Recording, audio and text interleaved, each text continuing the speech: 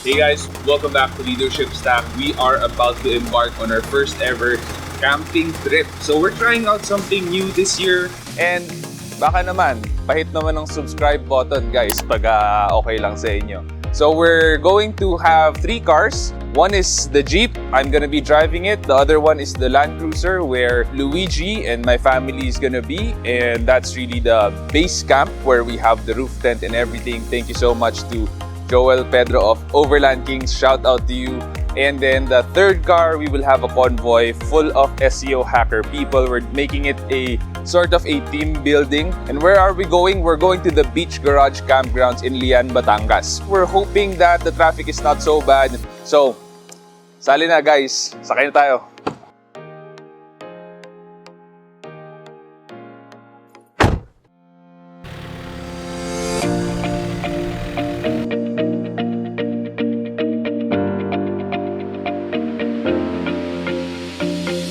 We are in Calax right now, headed out to the Beach Garage Campgrounds. What are we going to be doing in the Beach Garage Campgrounds? The SEO hacker team has a planned activity. They're gonna do some stuff. I don't know what it is yet. I didn't ask them. But for Leadership Stack, set up our camp, set up the awnings, the roof tent, and all the tables and chairs. So we might get the campfire going around 5:45 p.m. and hopefully weather is good. But let's see how it goes.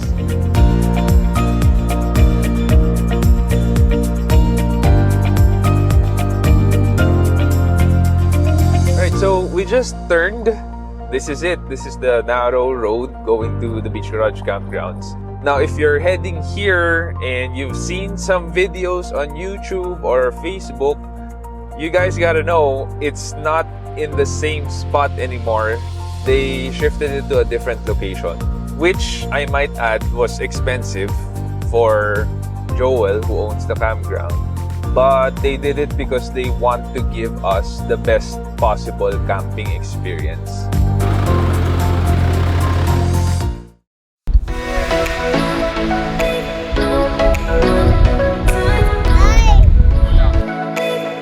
Kaya ba? Dito mo maniobra. Naka 4 low ka na, deflect. I-4 low, deflect mo na yan. Baka bumaon ka.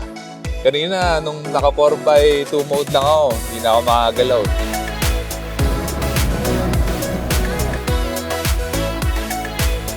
So, right now, we're thinking of where to put the cars. And then, Land Cruiser, quite heavy. We had to put max tracks now to get it out.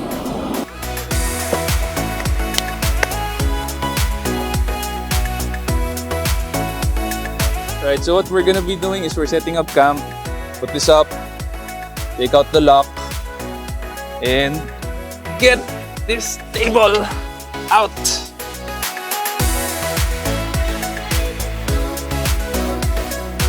Yung Jeep, ilagay ko nga dito para yung awning maharang. I'm dying to swim. Pero we gotta set up the tents, everything, the awnings.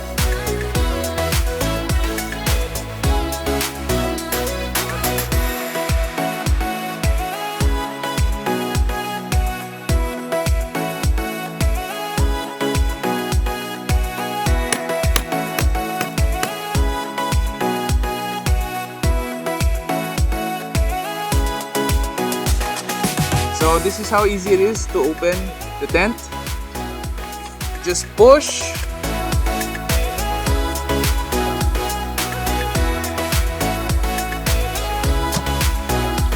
Rainfly was newly repaired as well. Thank you, Overland Kings team.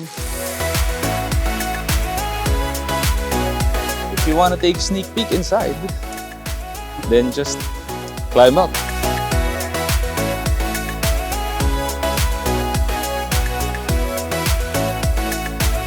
Pro! Ako rin yung tech support eh.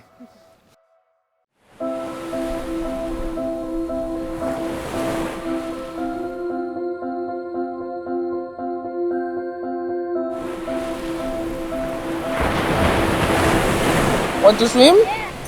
there?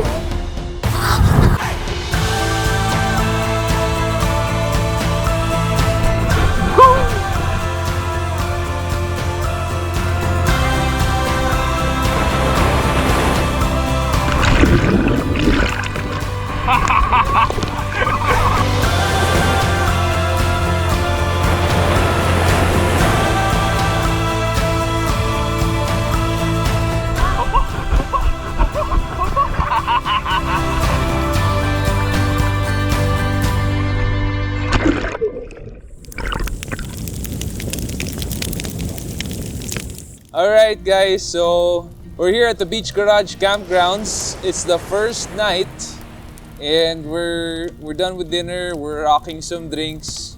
Bonfires here. In fact, the bonfire's almost done. We're beside the beach, so if you're hearing the crashing waves, it's because it's literally just meters away.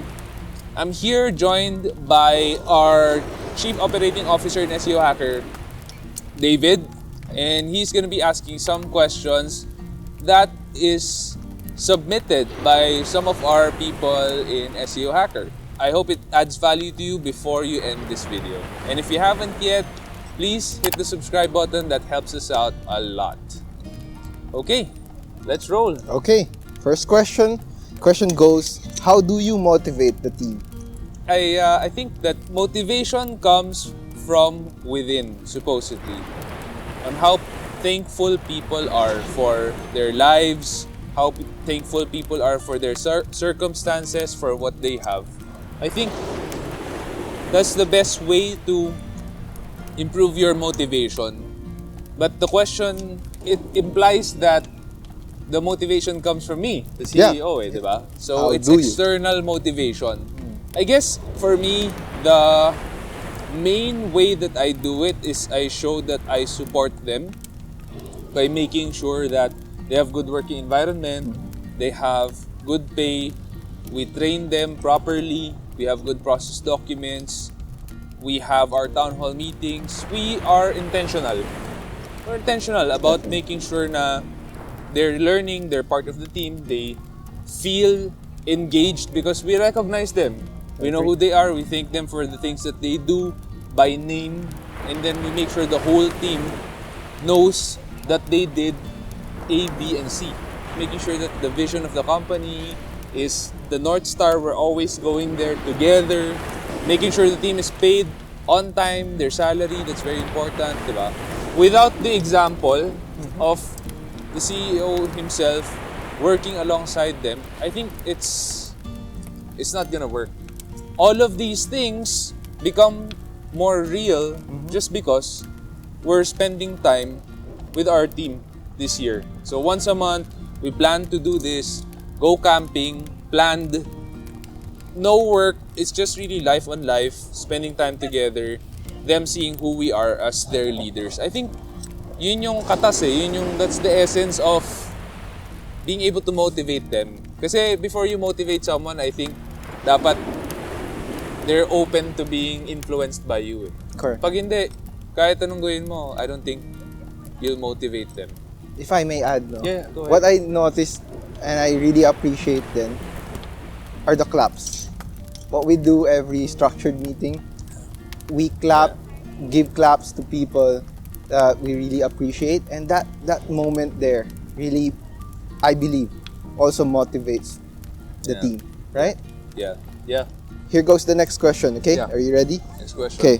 What are the qualities you look for your young employees? It boils down to, are they an SEO hacker? Are they SEO hacker material or not? But we look for a lot. We look for grit, which means if this person makes a mistake, because he or she made a mistake before, did they get back up and finish what they started? Diba? So we look for that. We look for people who respect their work and their peers, which means they get to work on time, they submit on deadlines, they keep their word when they say that I'm going to pass this on this day, they do. We look for people who can work under authority, so they are united with everyone in the team. I believe that unity comes from being able to work under authority. Kasi it's dissent or division comes from people who cannot work under authority. Kasi they'll gossip. We look for people who can get in line with our vision. We also look for people who work hard, who go the extra mile, who challenge themselves, who are ambitious enough to really sacrifice for the team. And then we look for people who can communicate clearly. Correct. Good writing skills, good communication skills. That's very important because one false or misunderstood word can be as much a disaster as a sudden, thoughtless act. And then we look for people who are willing to take risks in terms of experiments. They're willing to try things out to see what works best. That for us, especially me, is very important. So we look for a lot. We just bother with what's important and that's it. Okay. So ikaw ba, Dave? What do you look for? You're part of the interview process. Basically, we're talking about the core values here. So it's the same thing. So what I ask the applicant is all about the core value. And what I like most in that core value is grit. A person with grit is the one I really like. Yeah. You know? Yeah. Really does everything from from the heart, doesn't give up too easily. When it comes to a problem, comes to a challenge, he or she doesn't get stuck on it, right? Now, this next question is for me. Okay. So, what quality are you looking for a manager? First is faithfulness. Faithfulness to God, because we are all under one authority. That's God. If you cannot commit yourself to the authority that created you and that is telling you the best way to live your life, it's hard for me to give my full trust to that manager. I may trust the manager for few levels, but not completely. Second is loyalty. When I say loyalty, it's always a two-way street. If you expect it from me, then I also expect it from you. Loyalty is not short-term. Ba? Loyalty is evident through heaps of time. And in the first 2 years, for me, parang wala pa yun. This is what I always tell people. If you're bound by a contract, that's not loyalty. Because you're bound by a contract diba? For me, loyalty begins when by your own free will, kagaya ni Vic, shout out to Vic, love you Vic, na wala siyang contract and we're not blood related, but he's been with me all these years. He's seen the good and the bad and he stuck it through and he did his best. That for me is loyalty. Reliability. If you say something, if you say you will do something, you commit to it, you do it on time, done well. For me, that's very important.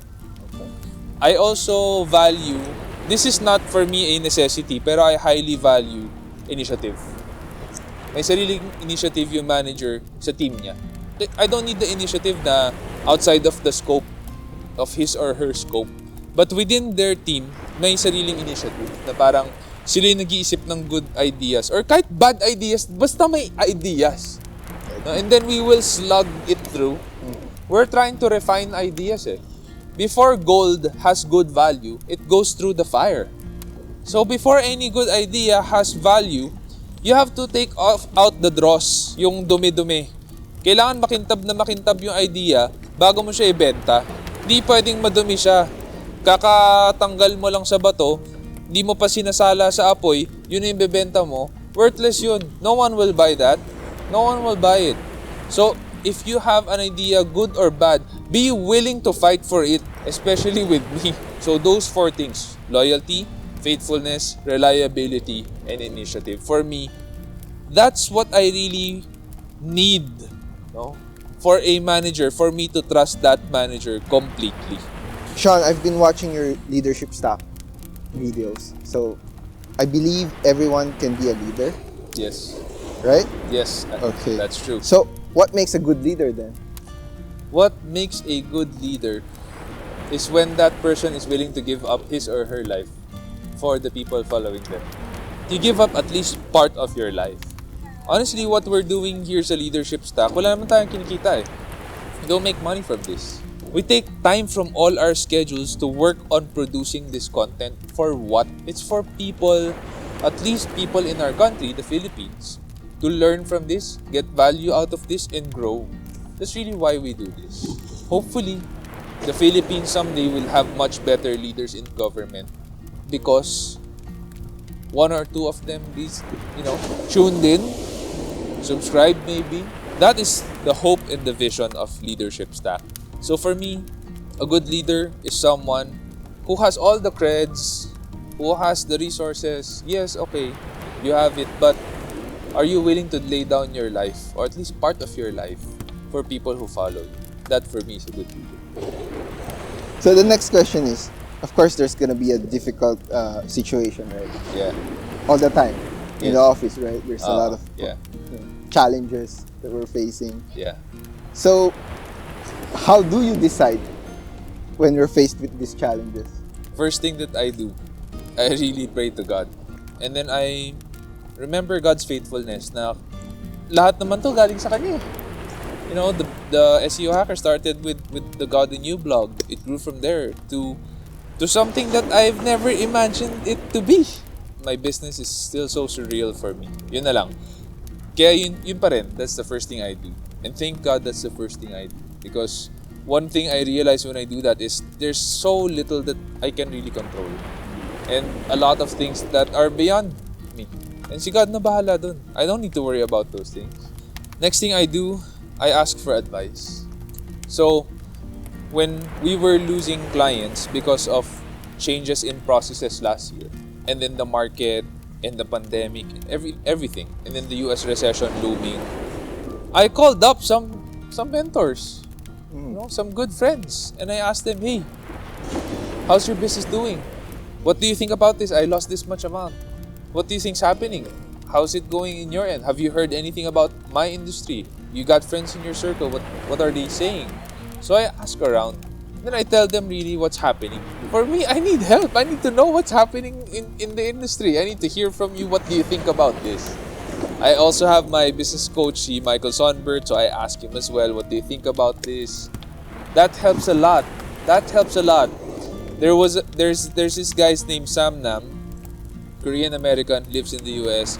He took time for me to call him. Kasi busy siya eh. And this guy's a multimillionaire. It doesn't need to teach me anything. He owes me nothing. But he's the one who opened up my eyes and said, next year, Sean, make sure you go in defensive mode because the US recession is coming and it's gonna hit a lot of the industries in the world. So, valuable insights. And then the last thing I do is I act on what I can affect. Kung ano yung kaya kong impluwensyahan, things I can fulfill, things I can change, those things, I act on them. So if you notice, two things. Number one is surrender. I surrender to God. Number two is I ask for help from mentors and friends. And then number three pa, huling-huli pa yung I try to do what I can. And I do my best in what I can affect. That's it. That's really what I do pag may problema. Okay. I should follow that. It's worked for me. It's worked for you. Okay. Might work for me then, right? Yeah. Okay.